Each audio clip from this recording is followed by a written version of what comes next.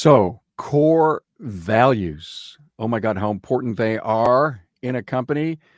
They're deeply ingrained principles that guide all of a company's actions. They're an extremely integral part of your culture, and they serve as your culture cornerstone. And they should never or ever be compromised, either for convenience or short term personal or economic gain.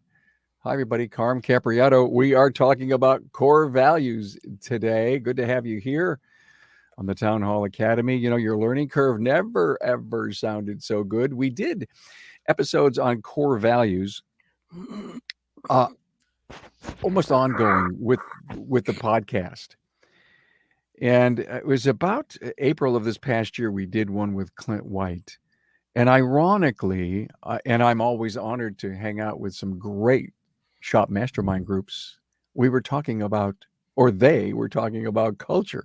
And so I'm almost inside of a town hall academy, you know, just listening to all this. And I says, can you all come out? And so we've got Aaron Woods from Extra Mile Auto Care, Stillwater, Oklahoma. Hey, Aaron. Hey, great to be back on there, Carm. Excited Glad to talk about today's information. Yeah. I'm glad you're here. And a new coach with the Institute. Glad to hear about that. That's really neat. And It's an Judy, exciting journey. yeah, I bet you it is. Judy Zimmerman Walters from Zimmerman's Automotive Tire Pros, Mechanicsburg, PA. Hi, Judy. Hi, Carm. Good to be back. Thanks, man. So we were going through all of this, and I said, you know what? I think the audience is due an update on core values. So here's the deal: if you've got them, then great. Do you visit them often? Are they a key component to all of the reviews that you do and all of the great coaching, catching them doing things right, catching them doing things not right? I didn't say wrong, not right.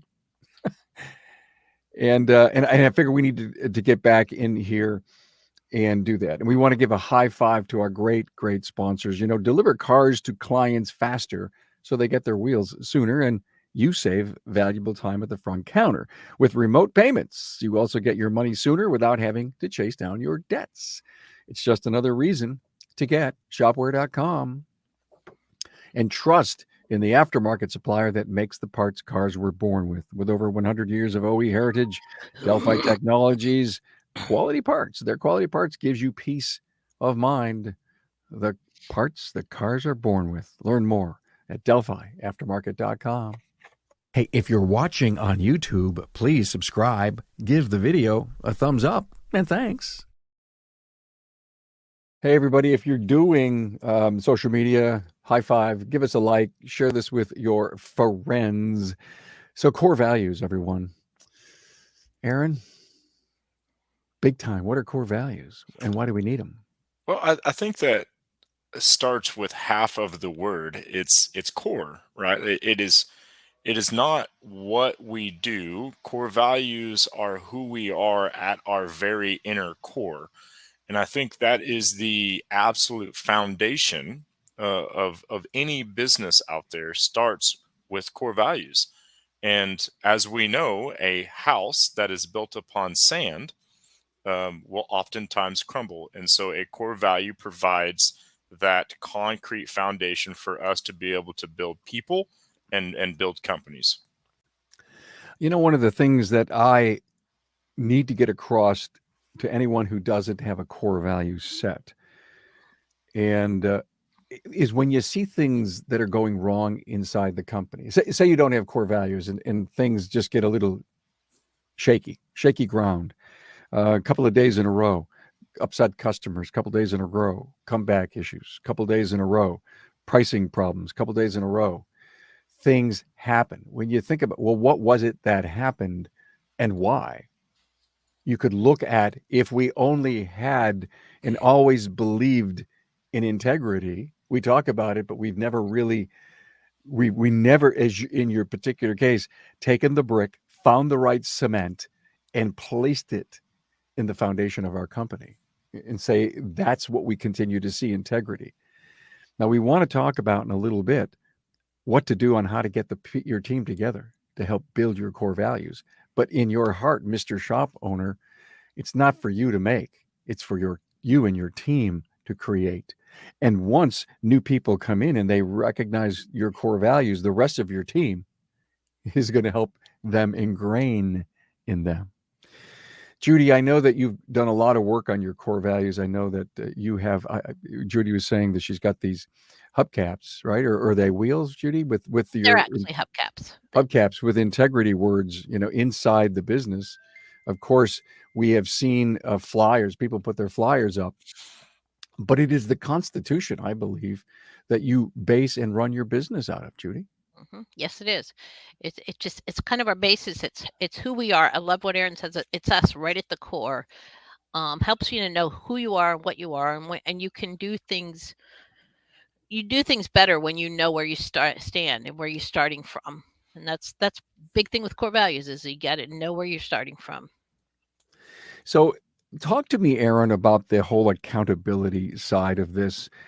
I've recently done some episodes with actually Dr. David Wyman. The episode will be coming out shortly, and the episode was about how to handle criticism. Well, I And think. Oh, go ahead. and let me set this up for you. And we were talking about the sandwich discussion. Hey, you did this good, you did this bad, you did this good, and he just doesn't believe in anything like that. That should be the way you would handle finding somebody. But when I have visited great companies in the past, they're always leading and managing and assessing everything that they do on their core values. And I found fascinating high culture companies. And I love the fact that you're infusing culture with core values, because I feel like that is two things that have to go hand in hand when establishing core values is establishing your culture. And the best thing that I give an example of core values is, it's like, as a company we have we're as a boat, right, or like a rowboat, and everybody that is sitting inside of this rowboat is rowing. But what we oftentimes see is that not everybody sitting in the rowboat that is performing the action of rowing is rowing at the same speed and in the same direction as the other people in the boat. And so, what I feel like is core values gives that navigational beacon for everybody to be rowing in the same direction at the same speed.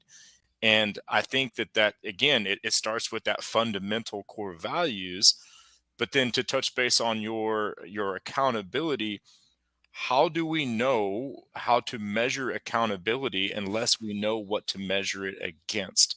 And what better thing to measure accountability against than the very core principles in which your company is founded?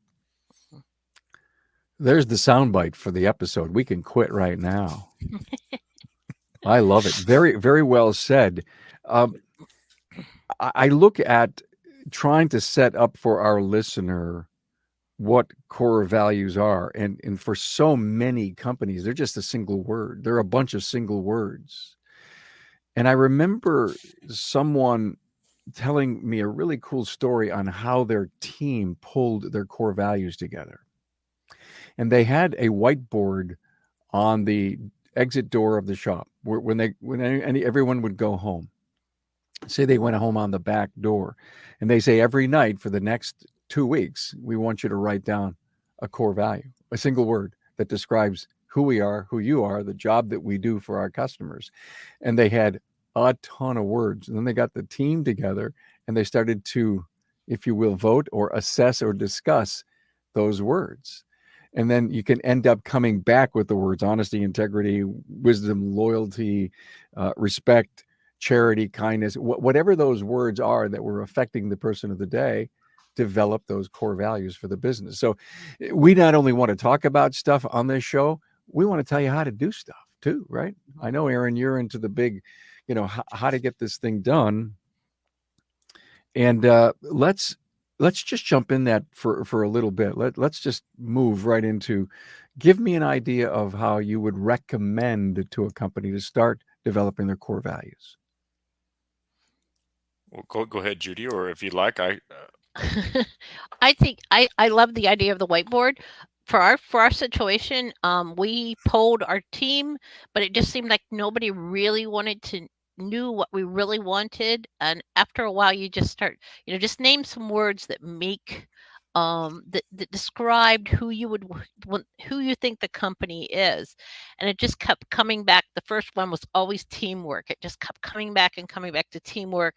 And after that it went to integrity and innovation and just some other things. But to make core values isn't just one person sitting at their desk writing them. It has to be a group. And that's kind of where we had to start with core values right there. Let me just quickly, before you jump in here, Aaron, Judy's core values, and I think I have a picture. Let me see. I think I have a picture here that we can put up.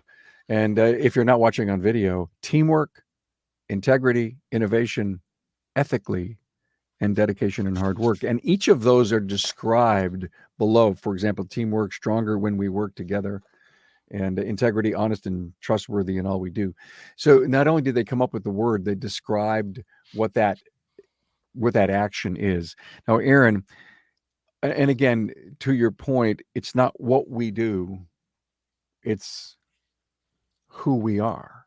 Mm-hmm. How do we start to develop this if we don't have them? I think, and to elaborate further on the difference between what we do and who we are, I think to me is implementation. If so many shops that I talk to that have core values, they have the core values, but they're not implementing the core values. And to me, if we're not making this a priority on a daily basis to implement and to infuse core values into our daily culture, then I think that almost kind of defeats the purpose of having core values. So, I think that it starts with implementation. And one of the things that we do is we have our weekly staff meetings, and we have a bucket that we have. You can fill out a form, and you nominate somebody that you saw during that week that performed something that aligns with our core values, and then we put it in that bucket. And then at our Monday morning staff meeting, my general manager pulls a name out of that bucket, and they win a gift card. So I think it starts with, how do we take our core values from being something that we do, meaning it's just in the handbook or it's written somewhere, and make it into who we are. To me, that's instilling that that value into each individual that is performing the daily actions of the company. Mm-hmm. I love that. By the way, the title of this episode is Values, Know Them, Live Them. Mm-hmm. And it's perfect with what you just said. Catch somebody doing something right that is a core value of ours, recognize them, Mm-hmm. pull out the card, give them a gift card. But you also have a little trick, if you will, a little hook in that contest. The individual who wins, because I know this, you explained this the other day, the individual who wins has to have a card in there that he or she nominated someone else. I think that's Absolutely. great. Yep. So if you're living our core values, then somebody's probably going to nominate you if you nominate someone else. So hopefully it's not going to get fixed at the end of the week. Say, hey, here, I'll do this for you. You do this for me. Well, I think because we're going to reach our hand into this bucket, and so in theory there should be 10 to or more of these core value slips that are in the bucket. So it should be a very transparent thing. But no, I definitely agree. It's about making these part of our daily routine, because why? It's who we are. It's not what we do. Judy, I found that to be a cool idea, and I love your values, and one of them is innovation. And today, what we do in our company, we have to innovate all the time. Mm-hmm. We're creating methods and ways and possibilities, and we're researching stuff in order to be efficient and very productive and make happy customers out of it. I can imagine in the innovation world how many tickets could go into the bucket because of people's creativity. Exactly. When we were doing our core values, one of the things is innovation. Somebody told us that seems like a strange word, but for us it means that you're willing to see change or be willing to adjust and adapt. and be willing to make suggestions that would bring change, perhaps. But then it's also being willing to listen to others say, well, this is the way I see change, and not always get upset because your change didn't happen or doesn't happen. I get that. I get that. And when you find someone doing things right and a peer nominates them, that's really great. But as the leader, I to me, the most exciting thing of being a leader to catch someone doing something so right by living our core values, it's like putting water and fertilizer on a plant. Hmm. And the whole crop grows. Mm-hmm. Now, conversely, Aaron, you can also catch them not living in that word of teamwork as an example, if that's a core value. And we do want to find out what your core values are. But if teamwork isn't happening in this particular moment, this day, then we need to actually have a come to Aaron meeting. Hmm. And it doesn't have to be a bad, oh, Aaron wants to talk to you. No, hey guys, we disappointed ourselves today, or you disappointed your team because you weren't living team and you were trying to carry the weight of the whole world on your shoulders for the whole damn day. And come on, man, we didn't pick teamwork as a core value if we weren't going to live it. Hmm. I agree 100%. One of our core values is facilitate an exceptional customer experience. Hmm. So one of the things I did yesterday before I left the shop is I walked up to each one of our staff members, and I had them, list a core value, and then I asked them how they were going to, facilitate that. And I loved that my service advisors both independently said facilitate an exceptional customer experience. And so I think it's about, yes, there is a positive and a negative to align with there. And I think that for us, we want to get away from the stereotype of a review being a thing that is like dreaded. And I attended a group meeting one time, and they mentioned the word quarterly conversations, and I really loved this, and we kind of ran with this at our shop. But each quarter we have quarterly conversations with each one of our staff members, and the first section that they do and that we do as leaders in the leadership team is we each grade each other on the core value alignment.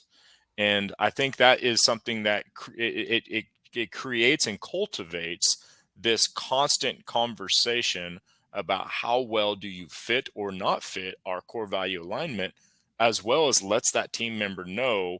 It makes it tangible, right? It you have to score a this score or above to continue to be a part of the team for your core value alignment, and it gives them that line of you're either, as the EOS would say it, above the line or below the line. You can't do EOS without having core values. Am I right, guys? Yes, I'm you not are sure right. you can do much in business Yeah, without having core values, that's but true. yes. A great point, Aaron. And both Judy and Aaron are EOS implementers, and their company is running on that platform. So I think you're hearing not only does EOS work and it is all about core values, you can't run your company. Let this episode be kind of a change point for you. Uh, you know, one of the things that I've noticed, there's so many younger people wanting to get into business, and there's a lot of younger opportunities in succession planning going on.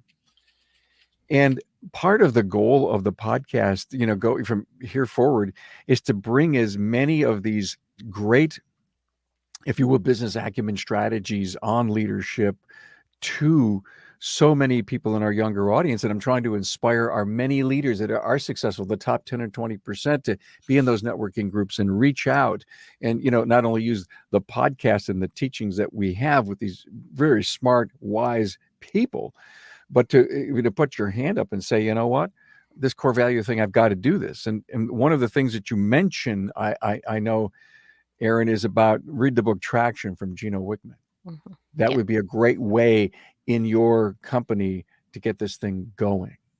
correct.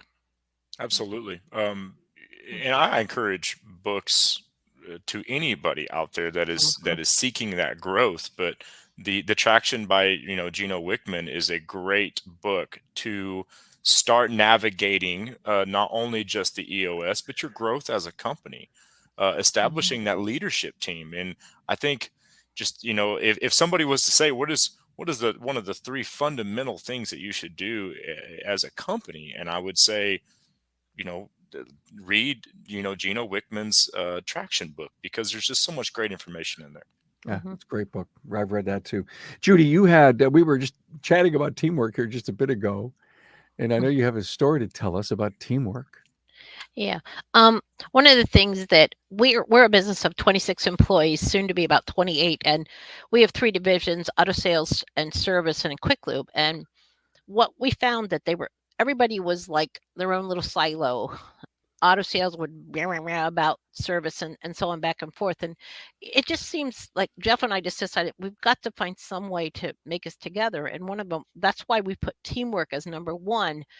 And we had a situation in our quick lube where a younger guy, a younger technician, pulled a differential plug. He thought he actually pulled the pin for the reverse rail in one of the tranny. And what would happen? It was in a Jeep. And what would happen is, if stuff fell down inside, it was a big mess. And so what we did is right away he said, "Hey, I made a mistake." Went to service, told them. Within about 5 seconds, I had three top technicians in the quick lube helping them out, getting this thing put back to pulled it. They grabbed it quick and grabbed the parts, get the right place so that they didn't have a tragedy, and it became a teamwork. It was such a wonderful example of more experience coming and helping the lesser experienced, helping them through a really tough time. And we use that as an example so many days. We always talk about the Jeep story because everybody in the company knows it. It's kind of a basis. It just takes us back to that time when service didn't sit back there and laugh because the guy in Quick Lube didn't know what he was doing. They just went and helped them, and it just goes so far with the people love that. My people love that story, and we even tell that to new employees because that's how we want to work. Because in the long run, it made everybody. It was profitable to everybody when you talk at the end. But it just made a wonderful story, and it was a. I just went back to the two of the texts that went, and I asked them to just give me a little more details of it, because I said it's been so long since it happened. And right away, big smiles on their faces. They were all excited because they knew exactly what I was talking about. So it was kind of fun. I love it. The core culture story. It's the legacy of the company, and everyone's willing to tell it. Yeah. I love it. Yeah. I love it. Frankly, Judy, storytelling, in my opinion, is a very large part of culture, because when the owner starts out and says, "I want to share with you my dream of why I started this business and why I care so much about you, our customers, and our future," that's the story. That's the core story. Yeah, and it makes such a difference to the people, because they know that if something's not going the right way for them, they can come and talk to us about it, and we'll say, "Hey, okay, this is how much I can do, but you're going to have to come a certain way too." And it just makes a team. It's not really a family, but almost like a family. It just depends what you call a family. It keeps us all together. It binds us together. Don't have to do stuff together off sides, but in work, yes. Great stuff, Judy. Thank you. Listen, let's talk about the core culture. I'm sorry, the core values are not created in one meeting. And Aaron, I think you were attempting to bring that up. Let's just kind of chat about that. You, as a leader who knows it's time for core values, we may have in the back of our mind what we think are 3, 4, or 5 important core values, but I wouldn't share them with anyone. I would want I would want to know what my people feel, their mission, their job, why they are working here, what we do, why we do what we do. And then incubate. I guess the word I use that word a lot. It's kind of like I'm Italian. See, and when Grandma would make the pot of sauce, it was better the next day. She'd take the whole thing in the refrigerator, right? Mm-hmm. She'd make it on a Yep. Saturday, and we'd have it on Sunday. Mm-hmm. And we would always say, Grandma, that is so good. What's your secret? It's got to sit, Carmi. It's got to sit. It's got to sit. Yeah. Mm-hmm. So give us your experience about, let's not rush to it. Let's collaborate. Yes.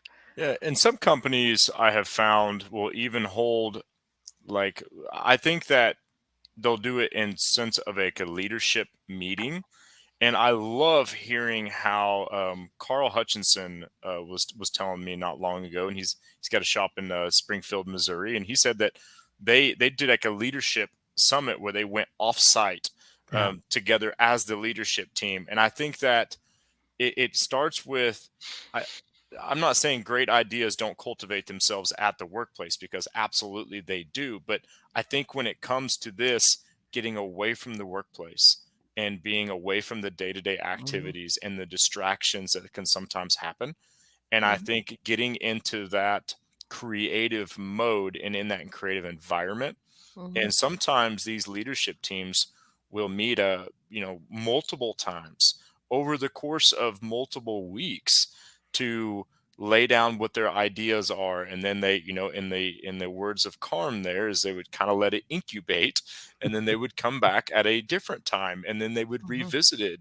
Sometimes you would find that two of them might mold into one, or one of them actually gets X'd off the list and ones get added. But I think that's such an important part, because by the time you finish that process, you truly have a very, very strong foundation, rather than letting the activity happen all at once. And so I encourage everybody that to not just, go right off the cuff, but take some time and lean on the leaders within your company to give important feedback as well. Mm-hmm. And one of the things that we talk about a lot is leadership team. It's not just one person. I think years ago, when my dad started the business, he was the bottom line. He was the beginning. He was the end. He just did everything. If this is the way it'll be, and not because I said so. And I think it was that. And now we tend to have this team that works together, and one person might want to do it one way, but another one says, well, what about this? What about this? What about this? And then after a while, and then you have your staff meetings as well that kind of does that. And it's just amazing so much better when it's the group.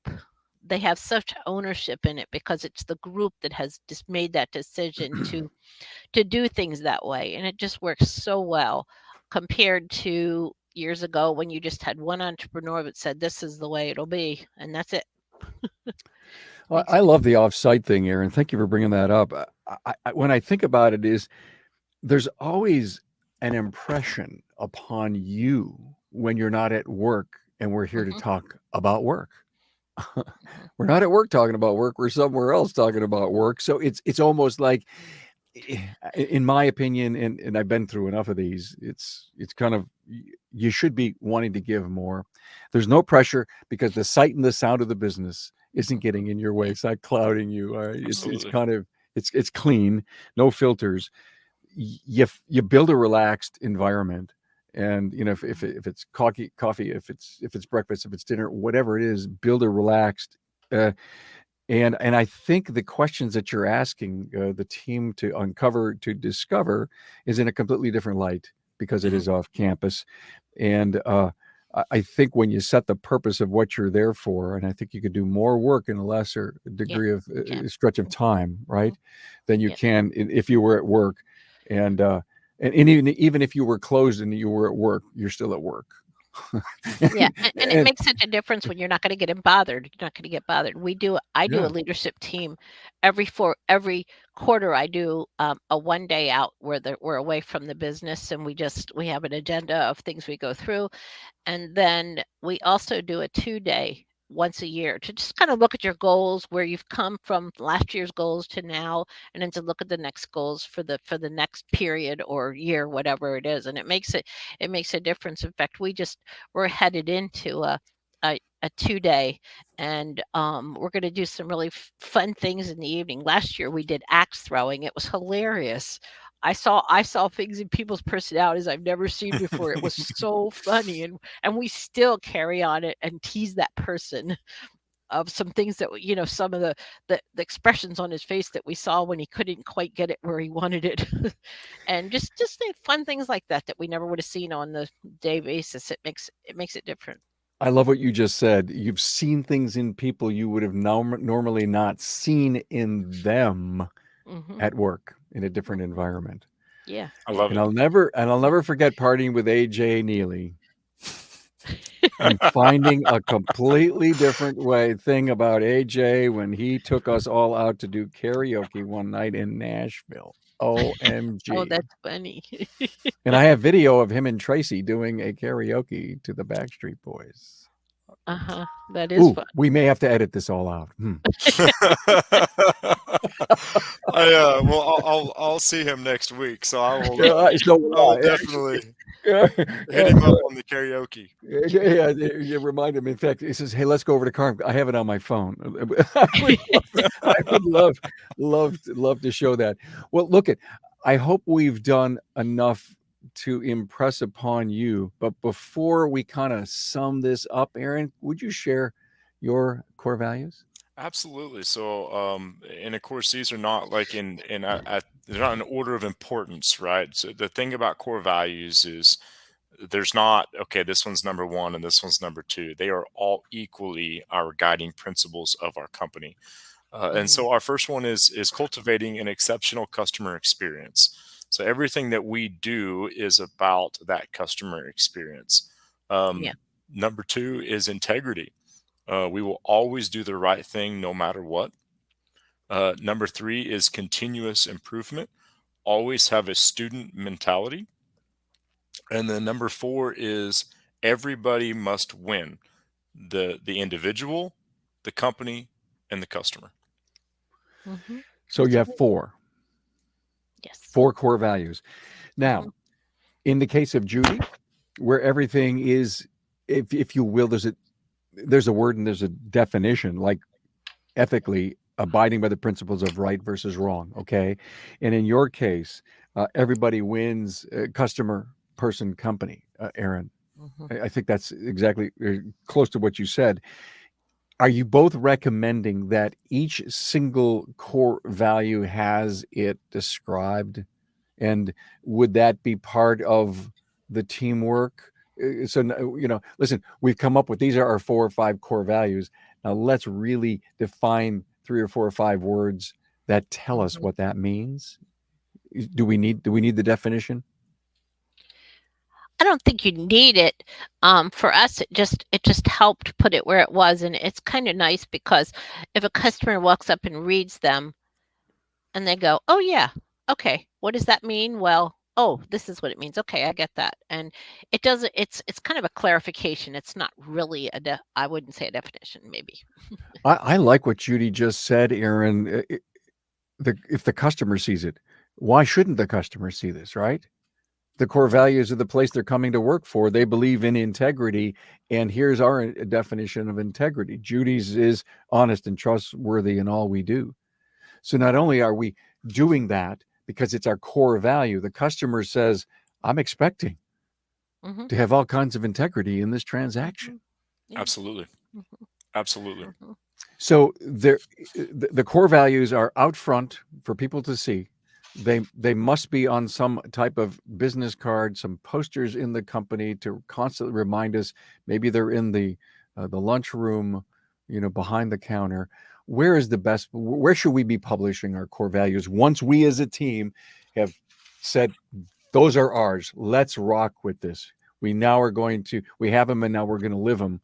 How do we constantly? And again, you said that every quarter you go over them, Aaron, and I think in order for it to be ingrained, if you will, the hardener into the body filler, boom, we have something solid here, is that you have to go over and over it again. Oh, absolutely. And to answer your question, where do you put it? I think the answer is everywhere. Yeah. I think the answer is that your core values should absolutely be we use the term forward facing in your company.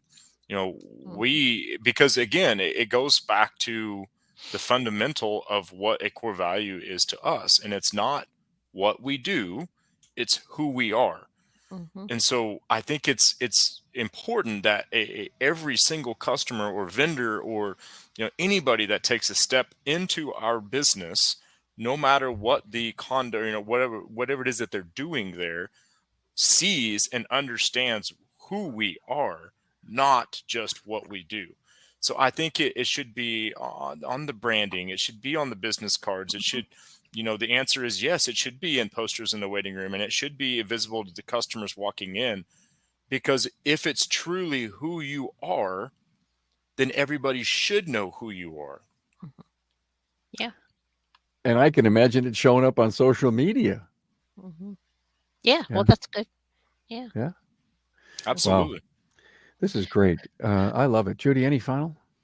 The final is just it's made a world difference for our business. It took it from an entrepreneur just telling everybody what to do to now we're suddenly running the company together, and it's just such a freeing experience for an owner. And if you're not in it, I'm sure from the outside it looks like, well, you left a lot of power go. No, I actually added, if I need power, I actually added power by allowing my team to help me run things. And when you have other people's opinions, it's like, oh, as an owner, it's like, oh, I never thought of that. Okay, let's take that into consideration. It's amazing the extra ideas you get Absolutely. because you've allowed someone else to help you. I have The to tell. Hang on, Aaron. I'm going to give you the last word in a minute, but I am shocked by what Judy just said. I've been, 1,100 plus episodes, and I've never heard anyone ever say, "You let that power go." And if you Mhm. think about what Judy just said, that's a controlling leader, a Mhm. person who has to be there from 7 in the morning till 7 at night. It can't go on vacation. It can't take a day off. You can't. And Judy says, "Oh, I gave him control, but I still have it Mhm. Yeah. because I lead that control." And I think that's probably one of the biggest things to take away from this episode is that let the power go, put it in the hands of your people, and lead them. So if you take care of them, they're going to take care of the customers. You cannot be in every position, and in every moment of time, whatever's going on in the company. You cannot. You can if it's you and maybe a technician, and that kind of business model isn't going to survive in the Mhm. next, say, 5 or 6 years. It's going to be really tough to compete and even make any money and have a financial future.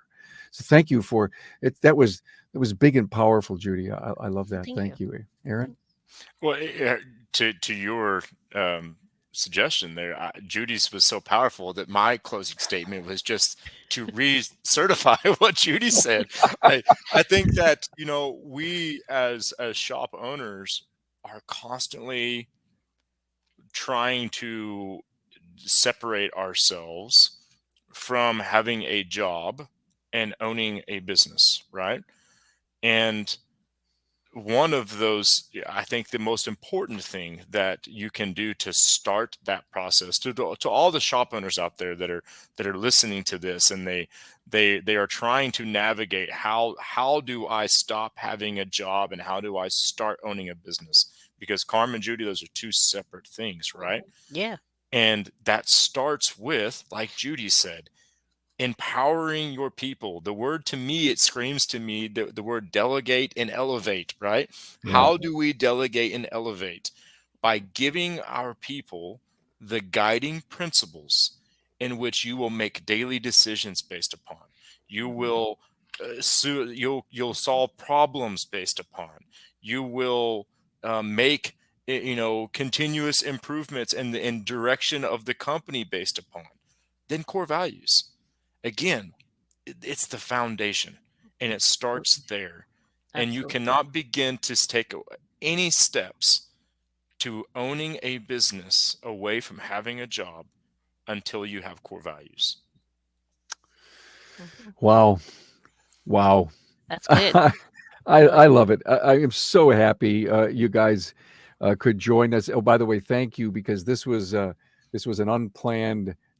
Everybody thinks, well, Carm's stuff runs so smoothly. I mean, he's on that schedule thing. Look, all these shows and all these people, and man, he must be planning months ahead. And the secret to this episode is that we lost an episode today, and I called Aaron and Judy, and they said yes, and I thought the heavens opened up. So thank you so much for coming on board and doing this in such short notice. Absolutely. But believe you me, I think these are gems.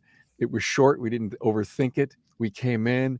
We just nailed it. You guys nailed it. And so I thank you so much. And this is going to be one of those classic episodes. Judy Zimmerman, Walter from Zimmerman's Automotive Tire Pros, Mechanicsburg, PA, and Aaron Woods, Extra Mile Auto Care, Stillwater, Oklahoma. Core values, know them, live them. Thanks a lot. Thank you. Thanks, Carm.